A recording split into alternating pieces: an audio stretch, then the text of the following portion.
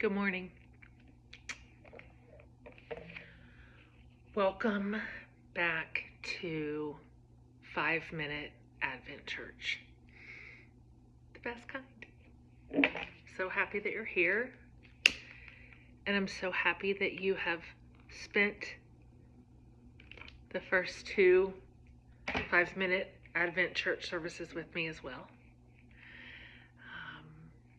It's been a delight to have this space with you where we have talked about 2 of the 4 beautiful pillars of Advent. We've talked about hope and we've talked about peace. And today we're going to talk about joy. But let's get centered for just 1 minute. Let's get a little centered. Let's get into our bodies, activate our little hearts. We're going to do a breathing exercise, and we're going to do this in sections of 4 seconds. We're going to go in, hold, out, hold. Okay? So if it helps a little bit, wherever you're at, if you're on your couch, if you're propped up in your bed, if you're in your cozy reading chair, those are the perfect places to have 5-minute church. So if it helps to close your eyes a little bit, we're going to breathe together. So if you can breathe in for 4, hold, out for 4. Let's do it just one more time. In for 4, hold for 4, exhale for 4. Okay. Just be right where you are. I want to read a short meditation over you about joy. God of joy, show us how to find delight in the ordinary moments and to discover the gift of joy that does not depend on our circumstances. Remind us that you are the source of our deepest joy and that we're invited into your unshakable, overflowing love.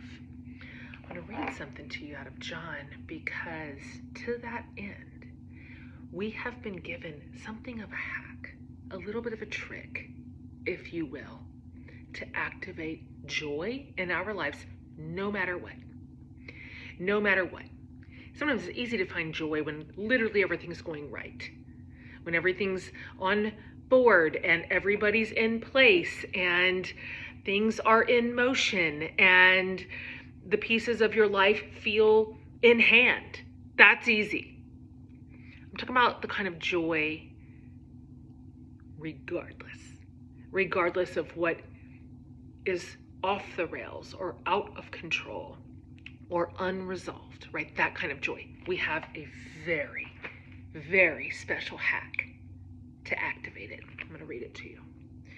This is John 15, 9 through 11. As the Father has loved me, so have I loved you. This is Jesus talking. All the words are unread. As the Father has loved me, so have I loved you. Now remain in my love. If you keep my commands, you will remain in my love, just as I have kept my Father's commands and remain in his love. I've told you this so that my joy may be in you and that your joy may be complete. Now, there's a little side door here that is definitely worth knowing.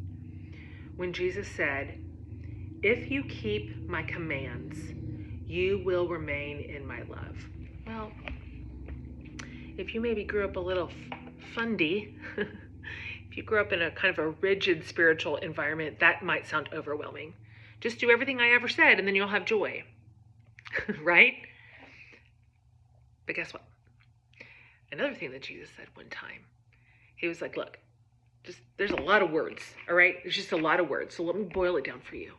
I'm going to boil it down to the number 1 and number 2 commands that have ever existed and that will ever exist. And he went so far as to say everything else that has ever been written has to do with one of these two. So if you're into like bottom lines, if you're into what's the summary, Jesus said, my commands hang on these two ideas. Love God and love people. That's it. He literally said everything else hangs on these two, hangs on them. Love God and love people. So with that in mind, hear this again.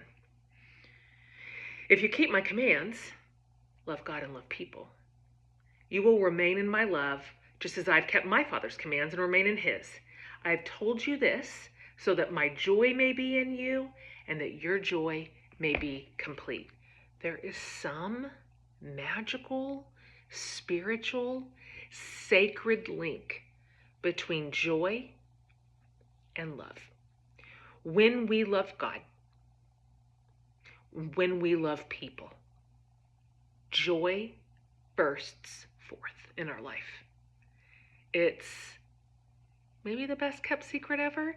Joy doesn't come from resolution. It doesn't come from things getting fixed or solved or finished or provided even. Joy doesn't come from happiness. Joy doesn't come from stuff. Joy doesn't come from perfection.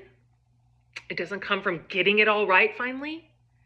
Joy comes from the greatest commandments, which are love God and love people. If you are short on joy this season, who can you love? How can you love? I'm talking simple. Can you bring a little jar of jelly to your neighbor? How, and in whatever way, big or small, can you love others? It's a weird hack, but that is your front door to joy in your life. And you know it's true. Nothing will get us out of our head and out of our circumstances and out of our misery quicker than loving someone else. So, joy apparently is accessible always. Always, always, always. And it breaks forth in our hearts and in our lives and in our relationships and in our homes. And it is literally what we are seeking. So, who can you love? Who can you love? See you next week.